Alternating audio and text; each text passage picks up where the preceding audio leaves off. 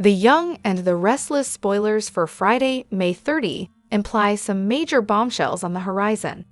It's party time for Genoa City as residents gather to celebrate a beloved member of the community, while someone isn't budging on their stance, and a mysterious mogul sends a cryptic message. What's set to unravel during Friday's show? Time to find out. The Young and the Restless spoilers for Friday, May 30 imply that Newman's big birthday bash will hit as friends and family gather for the party. No shindig in the little town goes off without a hitch or some major drama, so what should fans expect to unfold? Only time will tell. Across town, Winters will stand her ground. This sounds like it may be linked to Aristotle Dumis and wanting a face-to-face meeting. With that said, Amanda Sinclair seems to be on her way back to DC with Phyllis Summers in tow.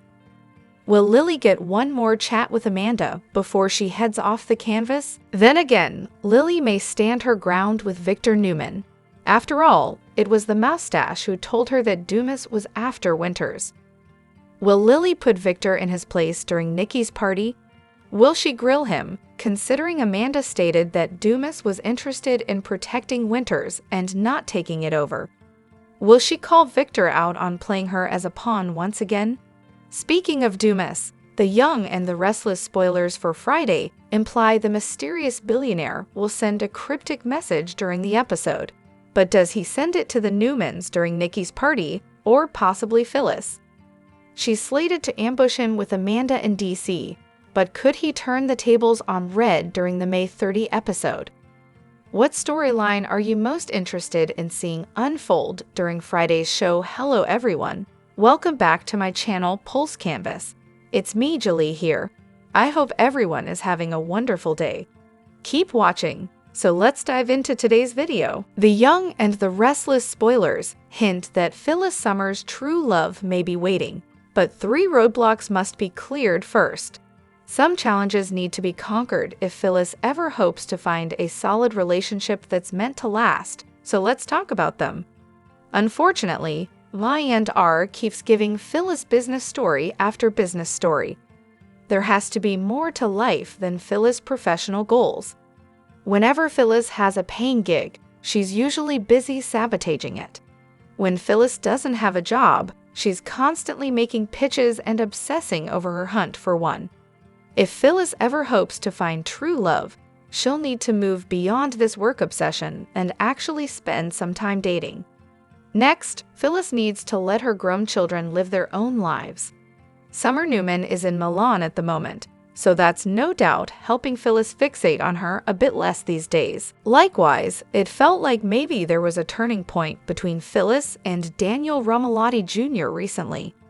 After Daniel refused to team up with Phyllis on her Chancellor plans, he pushed her to accept that he has to figure out his own path.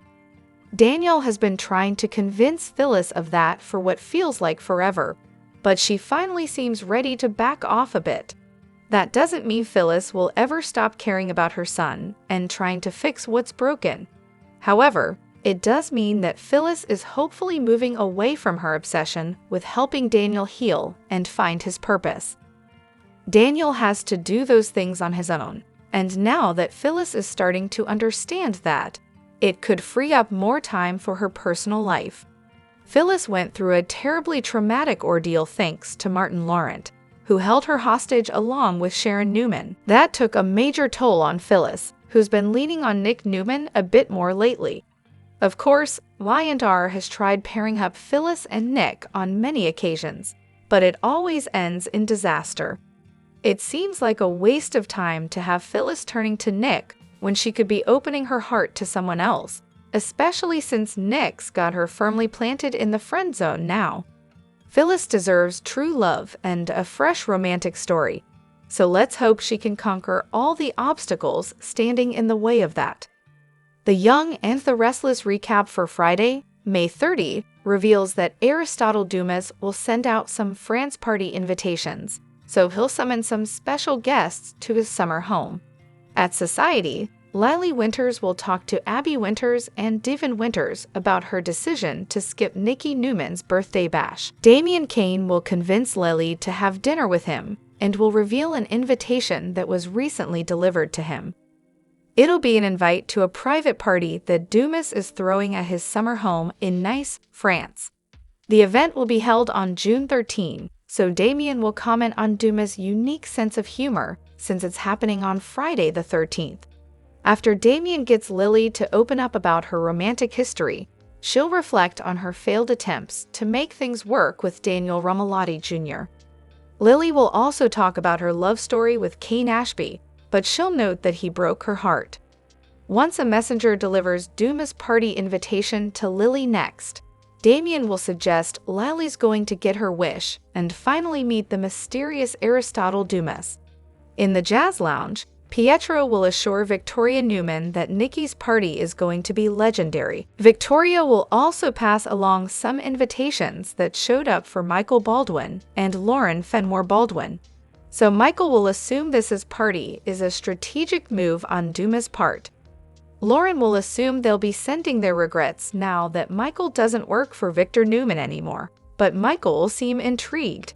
At the Abbott mansion, Jack Abbott and Diane Jenkins Abbott will also receive invitations, so they'll talk to Ashley Abbott about them. Since Dumis will be requesting an extended stay with his guests, that'll be another piece of the puzzle for everyone to ponder. At the Newman ranch, Victor will give Nikki the keys to a particular car that Nikki's wanted since high school, so she'll be over the moon. Nick Newman will arrive with a gift for Nikki and will offer updates on the invitations that were left with the guard out front. There'll be invites for Victor, Nikki, Nick, and Victoria, so Dumis will want them all to attend the party at his chateau. Victor will take a moment to mull over Dumis' invitation privately and will look awfully pensive. Sharon Newman will later meet up with Nick at Nikki's birthday celebration, where they'll chat with Esther Valentine as well. Kyle Abbott will also make his way to the jazz lounge alone, since Claire Newman will be off taking care of some last-minute details. When Victoria mentions Claire's grand plan to win Victor over, Kyle will wish he shared his girlfriend's optimism. That said, Kyle will assure Victoria that Claire means the world to him. So Victoria will point out that she's rooting for him, and so is Nikki. Once Nikki arrives with Victor on Friday's I and R episode, she'll get a warm welcome as the guest of honor. There'll be some toasts as everyone gathers around to celebrate Nikki's birthday. However, Dumis' upcoming party is the one fans are perhaps most looking forward to. This Friday the 13th bash is sure to be an event to remember, so stick with us for more news about Dumis' shindig. Ashley Abbott returned home on The Young and the Restless to share an unexpected decision with her brother. She proposed to keep her job at Gibbot on hold to continue with her DID treatment in Paris, in the wake of Alan being proven to be the disguised Martin. Her plan to move to Paris worried fans about Ashley's exit from the soap. While Jack was encouraging and supportive of his sister, he had concerns and qualms that he shared with his wife later. The other story arcs in the previous episodes of The Young and the Restless involve Phyllis Summers and her plan to regain her respect in Genoa City. For that, she plans to pitch a business idea to Dumis, the mysterious businessman. She also got her lawyer friend Amanda on board, although Daniel opted out. On the other hand, Victor continued with his sneaky ways of derailing the Abbott businesses. He positioned Audra to tempt Kyle while sleuthing on Aristotle Dumis. Meanwhile, the latter offered to do business with Billy Abbott, while Lily Winters tried to reach him.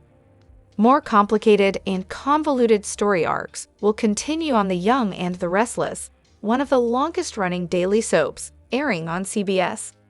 Recently, Eileen Davidson's Ashley has been in town a couple of times to visit for special occasions and situations.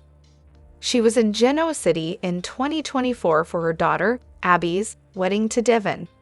Then she made an appearance on The Young and the Restless in April 2025 during the Alan Martin story arc, helping her family save Tracy from the romantic charms of the imposter. After Martin's arrest, Ashley took her sister with her to New York to heal from the heartbreak and shock. The sisters were due in town after Diane completed her Abbott mansion renovation. On Wednesday's episode, dated May 28, 2025, Tracy returned home to inform that Ashley needed to be in Chicago for some work and would arrive soon. Thursday's episode, dated May 29, 2025, saw Ashley tiptoeing into the house only to bump into her brother. She praised the renovation and congratulated Diane before suggesting a private talk with Jack. She explained to her brother that in the past, after being attacked by Martin, she had attended mental health sessions in the Paris clinic, thinking it was a suggestion from Dr. Allen. However, Tracy's recent situation revealed that Martin had pretended to be Allen for years, and the clinic never recognized the imposter.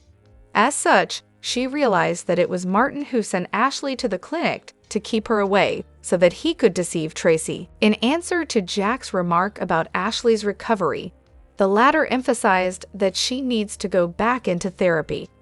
However, she would visit her therapist at a different place, and not the dubious clinic.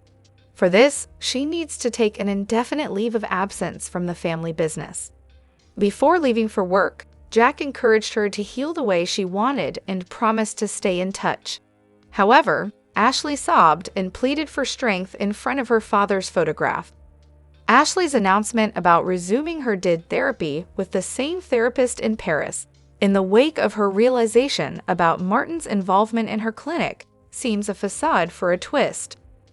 While the soap's viewers waited for Ashley's return home after the mansion's renovation, the recent arc raised speculations about Ashley's exit. As fans may know, Ashley actress Eileen Davidson has not been under contract with the soap since 2017.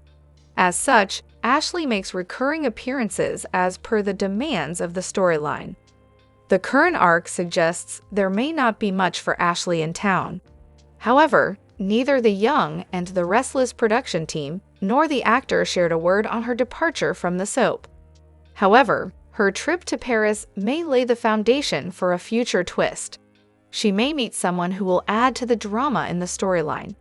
Whether she will meet someone new, reconnect with Tucker McCall, or possibly find the real Dr. Allen held hostage and rescue him, remains to be seen.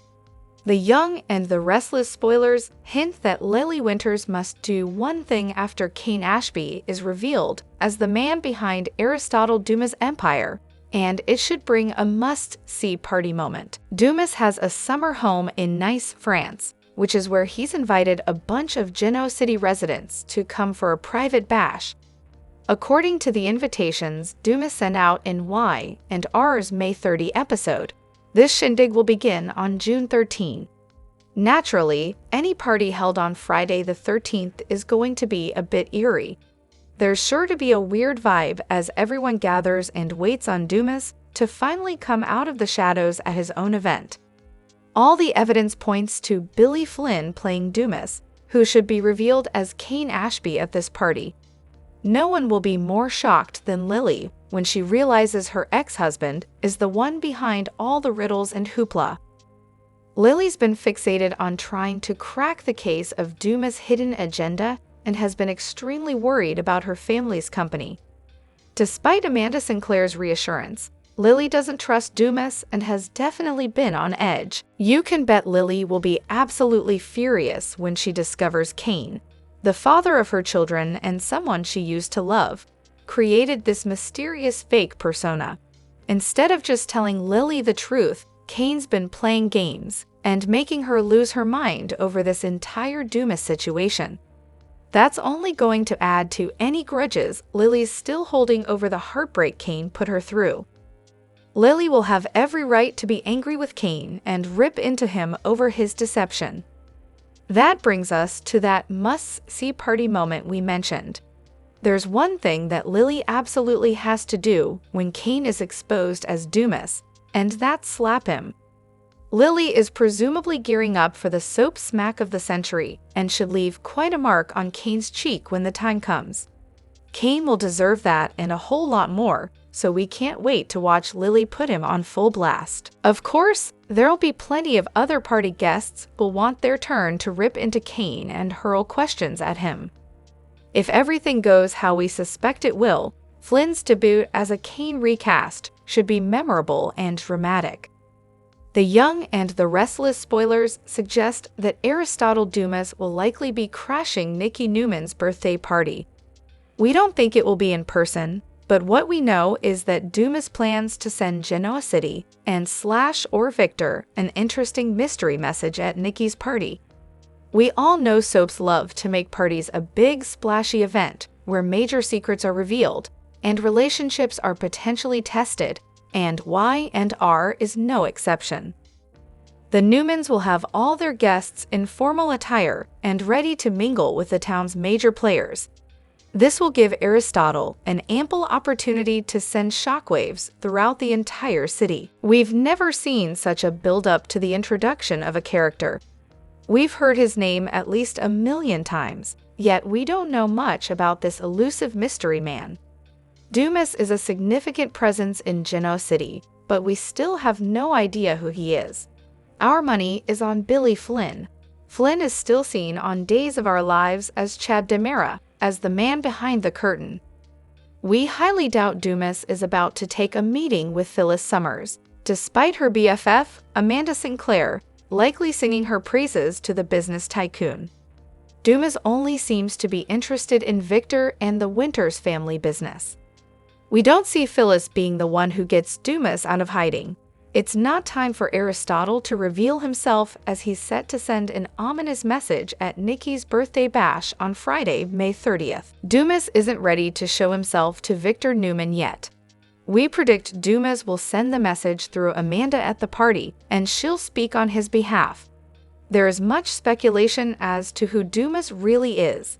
Is it Cain Ashb? Is it Tucker McCall?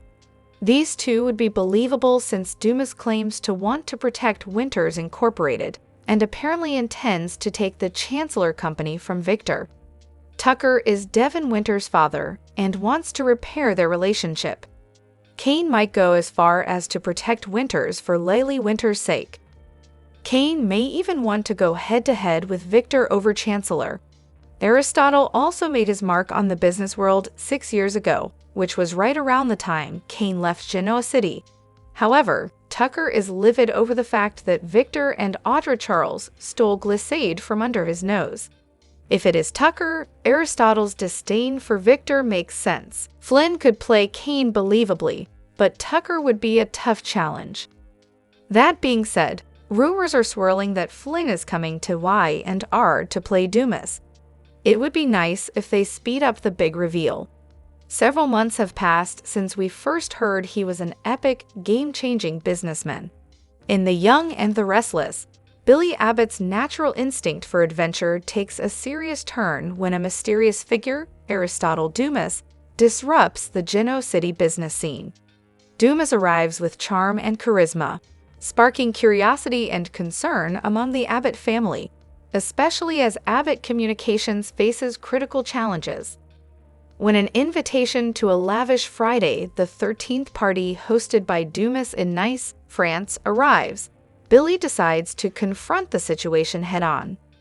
Despite Sally Spectra's warnings about the timing and risks, Billy is determined to protect his family's legacy. Jack and Diane also attend, recognizing that the stakes are far greater than they initially imagined. Upon arriving at Dumis's secluded estate, the Abbotts are greeted with elegance and superficial hospitality. But behind the fine wine, art talk, and courteous smiles, Billy senses a strategic setup. His intuition grows stronger as he notices security surveillance and a curated guest list filled with influential European media and finance figures. Dumis, while seemingly respectful, delivers speeches laced with veiled messages about tradition, transformation, and power. The party is more than a social event. It's a carefully orchestrated show of force. Billy becomes convinced that Dumis's true objective is to undermine and eventually take control of Abbott Communications. This theory gains traction as he pieces together recent events. broken contracts, media smear campaigns, and suspicious financial movements. Back at the hotel, Billy and Sally discuss their next move. Sally, though still anxious, stands by him. Together with Jack and Diane, they launch a counteroffensive, hiring investigators, auditing their network security, and quietly researching Dumis's business dealings. Initial findings reveal that Dumis has begun accumulating shares from minor partners, suggesting a stealth acquisition strategy. Sally leverages her media contacts to strengthen the Abbott brand, while Billy arranges a private meeting with Dumis. Disguised as cooperation, the encounter confirms Billy's worst fears. Dumis is targeting both the company and the personal vulnerabilities of the Abbott family. What began as a party evolves into a crucial turning point. Billy realizes this is a battle for the family's future, and retreat is not an option. He must balance strategic intelligence, personal sacrifice, and trust in his loved ones to stand against an opponent skilled in manipulation and corporate warfare. Meanwhile, another shadow emerges in Genoa City. At Chancellor Winters, the atmosphere is charged with hidden tension as Nate Hastings senses an approaching storm. Amy Lewis, in a quiet moment of clarity, announces her departure, leaving behind reflections on optimism and growth. Her decision marks a subtle shift in the company's internal dynamic. Nate's attention shifts to Damien, a new figure in the business world whose polished demeanor conceals dangerous ambition. Though Damien hasn't made direct moves, Nate remains uneasy, supported by fragmented information suggesting a pattern of manipulation and covert takeovers. Despite Nate's concerns, Leslie Winters is intrigued by Damien's promises of innovation and investment.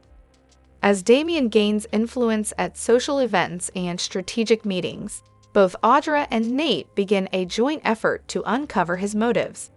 They dig into Damien's past, revealing shady dealings and the quiet disappearance of former associates. Together, they reinforce the company's defenses, strengthening shareholder trust, monitoring Damien's moves, and preparing contingency plans.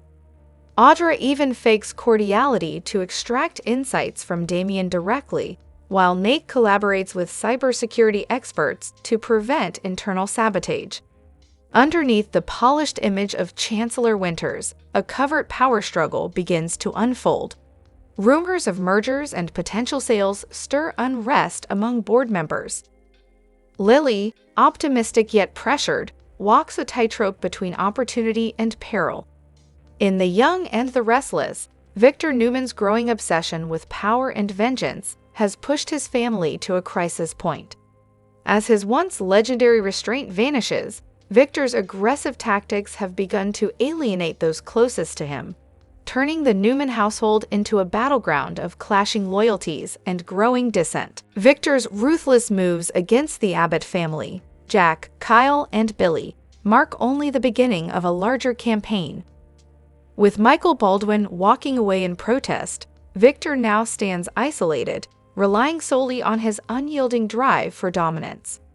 His intimidation tactics, once calculated, have become erratic and fueled by paranoia, leading him to target not only business rivals but members of his own family. Nikki Newman, long his staunchest ally, now watches in horror as her husband manipulates Audra Charles to sabotage the relationship between Claire Grace Newman and Kyle Abbott. Audra, eager to earn Victor's favor, subtly poisons Claire's perception of Kyle, sowing mistrust in an otherwise loving bond. Claire, unaware of the deception, begins to question Kyle's sincerity, while Kyle struggles to convince her of his genuine intentions. Nick and Victoria Newman stand divided on how to confront their father's actions. Nick seeks to mediate, warning that Victor's vendetta could destroy both Newman Enterprises and Jebot. Victor, however, dismisses Nick's pleas as naive and indulgent. In contrast, Victoria adopts a more resolute stance, assembling allies including Adam and Abby to orchestrate a counter-strategy. She quietly explores legal avenues to invoke a shareholder clause that could temporarily strip Victor of control over Newman Enterprises. As tensions rise, Nikki confesses to Claire that Victor's recent behavior has shaken even her steadfast loyalty. This emotional revelation prompts Claire to reassess her relationship with her grandfather and the toxic dynamics surrounding her. The pivotal moment arrives when the Newman family gathers at the ranch. In a tense confrontation, Victoria, supported by Nick, Adam, Nikki, and Claire, declares their unified opposition to Victor's destructive path. They agree to call an emergency board meeting, presenting financial documents that expose the risks of Victor's actions and concrete evidence of Audra's involvement in manipulating family relationships. Their goal: to place the company under caretaker management until Victor agrees to a mediation process. When Victor arrives at the Newman boardroom the next morning, he finds the doors locked and a note from his family urging him to reconsider his course. Alongside the note rests a symbolic artifact, his grandfather's pocket watch, reminding him of the legacy he's jeopardizing. Back at the ranch, Victor's behavior continues to spiral. Nikki confronts him about his obsession, only to be ignored. Frustrated and determined, she alerts Victoria, who in turn confronts Victor directly.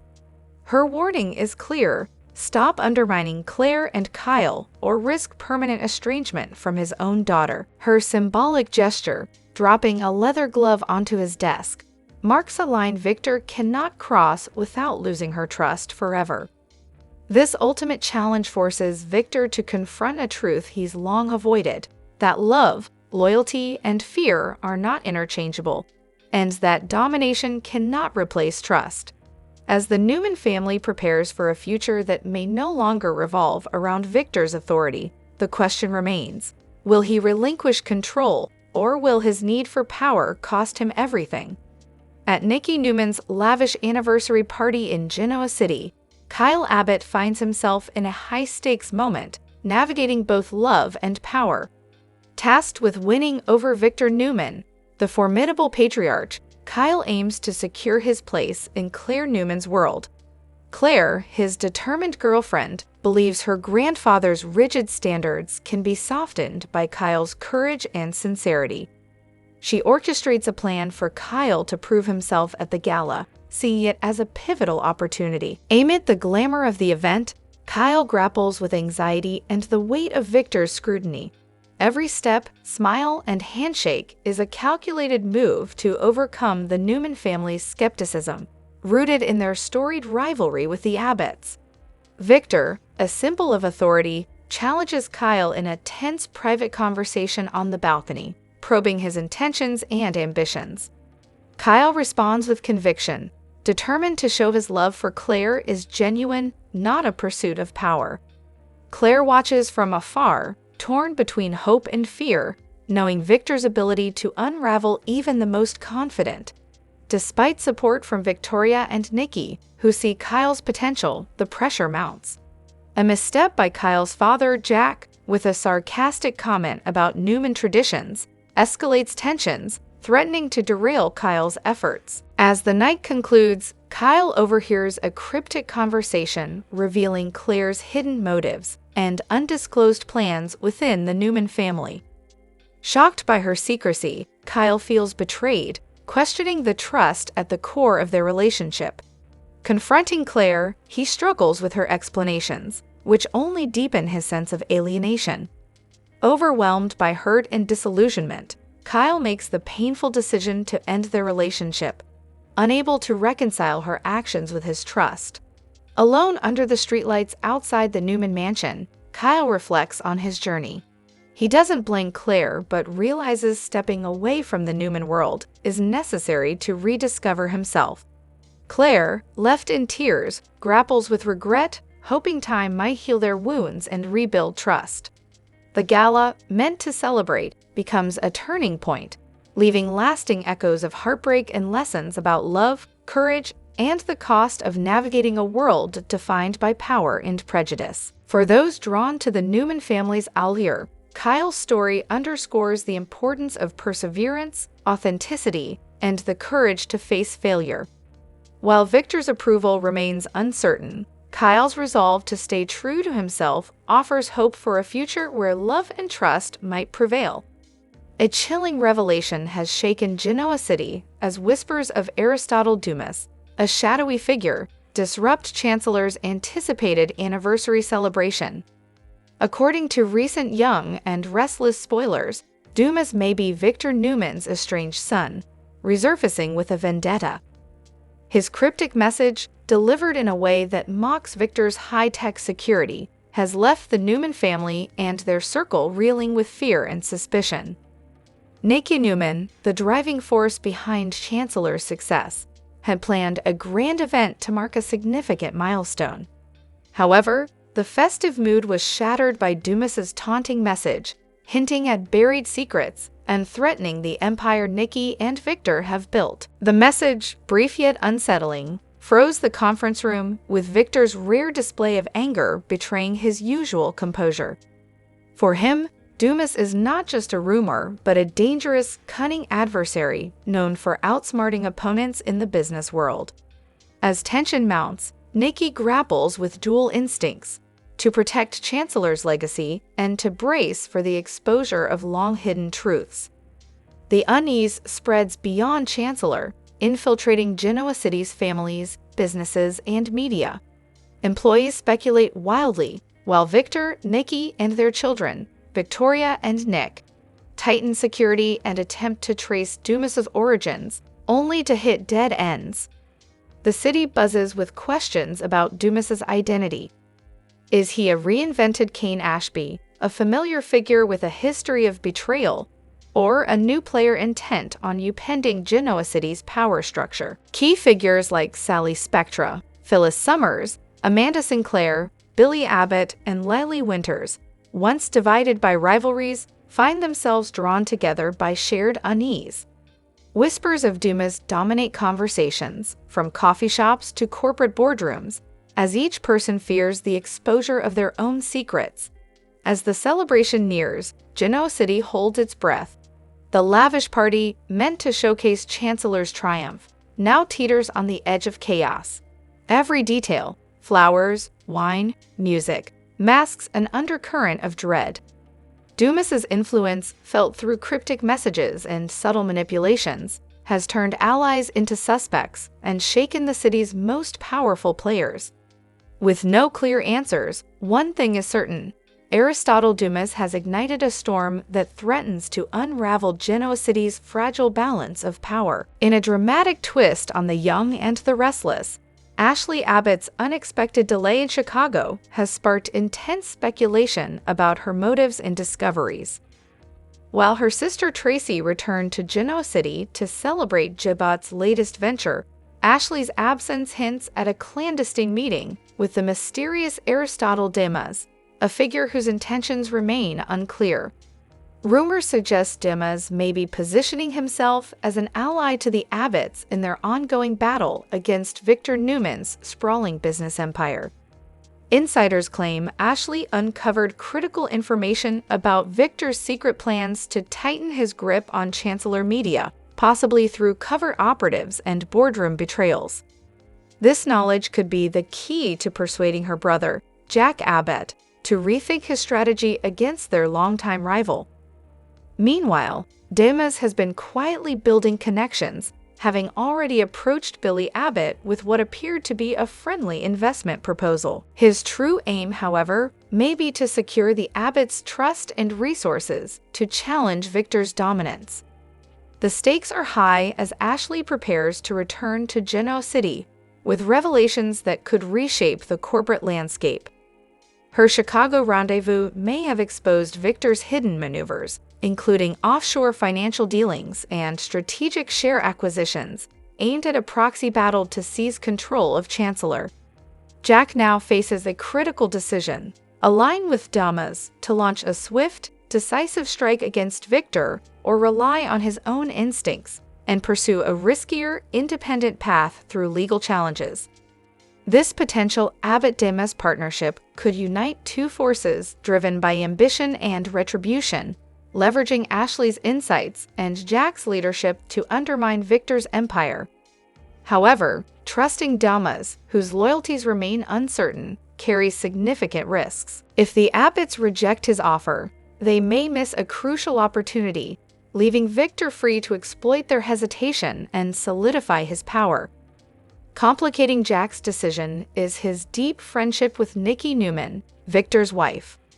Aligning with Dumis could deliver a devastating blow to Victor, but risks shattering Jack's bond with Nikki, a connection forged through years of shared struggles. As Genoa City braces for the fallout, Jack stands at a crossroads, torn between vengeance and loyalty. With Ashley's revelations set to ignite new alliances or deepen old rivalries, the next move in this high-stakes power struggle could redefine the city's business and social hierarchy. In one of the most heartbreaking and intense storylines yet on The Young and the Restless, the dynamic between Sharon and Mariah is shattered beyond recognition when a devastating secret comes to light. In a moment of emotional eruption, Sharon learns that Mariah has been hiding an affair, and her reaction is nothing short of nuclear. The revelation sends shockwaves through their relationship, tearing apart a bond that once seemed unbreakable. For years, Sharon and Mariah have had a complex but ultimately loving mother-daughter relationship.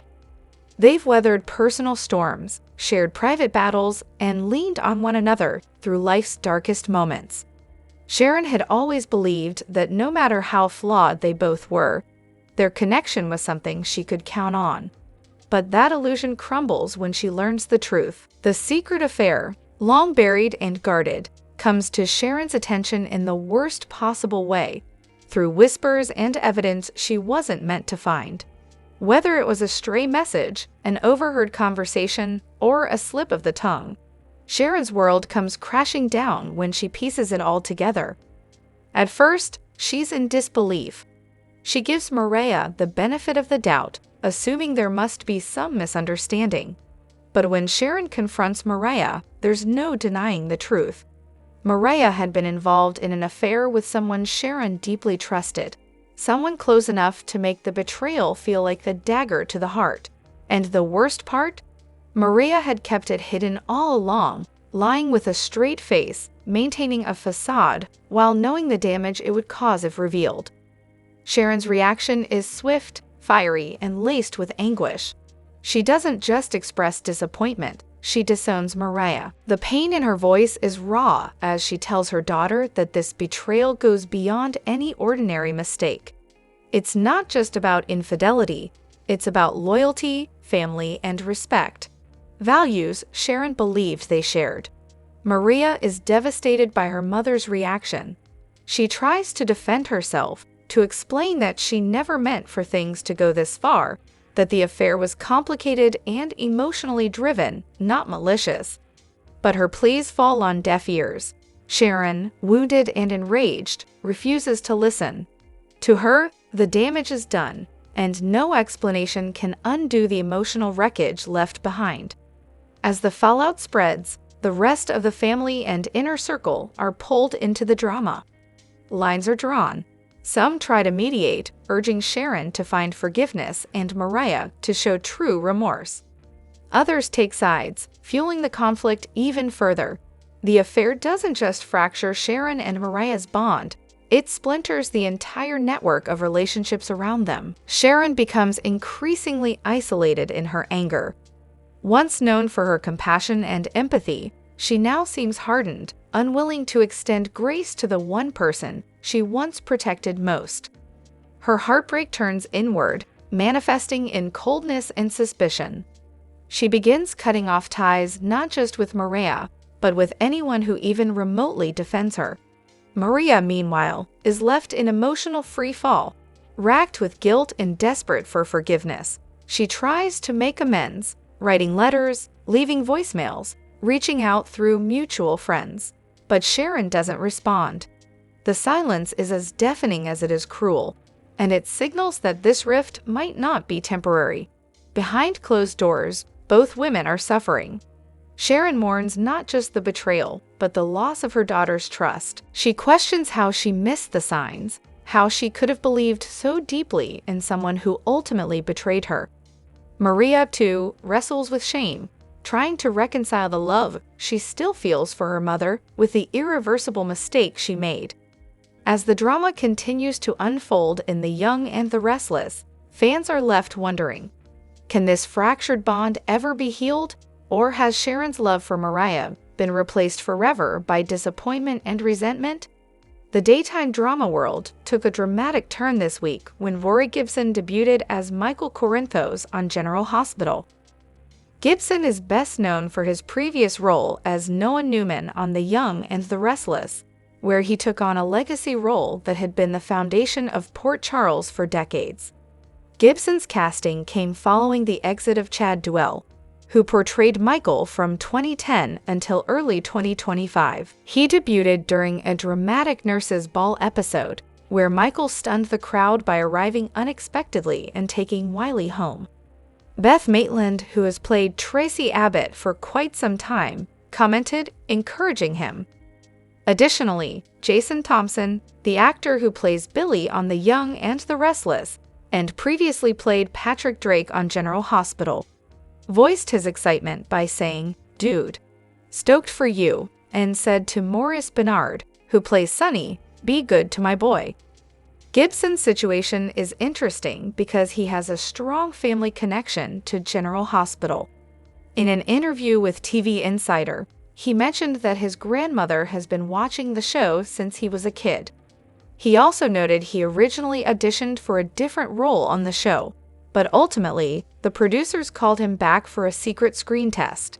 After that, he booked the role of Michael, a character with a lot of emotional and narrative reality. The recast surprised many viewers, but those who had worked with Gibson in Genoa City did not miss a beat in showing their support. Outpourings of congratulations from current and past castmates of The Young and the Restless showed support for Gibson's leap from one top daytime soap to another. Man, the reactions on social media from many of The Young and the Restless cast members were incredible as they welcomed Gibson with open arms. Courtney Hope cheered, "Damn right," while Melissa Ordway, Connor Floyd, and Michelle Stafford offered their support through celebratory emojis. Laura Lee Bell joined the chorus. Meanwhile, Melissa Claire Egan added a jubilant "Yay Rory," and Sean Dominic teasingly responded, "Congrats, buddy. You've gone to the dark side." Kelsey Wong, Gibson's on-screen love interest Ali, also reacted with an animated "Yay." Christian Lublink kept it short and sweet with a "Congrats," indicating the community's great excitement. This massive support demonstrates Gibson's great rapport already amongst the community, and it demonstrates strong support as he embarks on this complex role on General Hospital. In the General Hospital studio, Gibson's new castmates matched his anticipation. Kathleen McMullen, who plays Willow, who for now is Michael's character's most significant relationship in the story, and posted a celebratory woohoo to her Instagram story after seeing Gibson on screen. The trauma for both characters was palpable after their emotional reunion at the nurses' ball and immediately ignited the storyline. Now there should be some juicy scenes of story conflict stemming from someone's reappearance that unsettle several relationships. He also reflected on the pressure of stepping into the shoes of a Daytime Emmy winner and Luncheon Cook Emmy winner. Because of that experience, he feels fulfilled, but is leaning into the depth of the character. Chad Duell's exit from General Hospital was rumored in late 2024, and his last scenes were seen in January of 2025. Duell attributed personal development and creative stagnation to leaving. His departure after almost 15 years in the role was a tremendous shift for the show, one that Gibson is now charged with navigating. To rave reviews from fellow actors and fans alike, Rory Gibson's tenure as Michael Corinthos is shaping up to be a bright one. Already, his entrance has created waves, and as the storylines develop, everyone will be watching him make the character his own.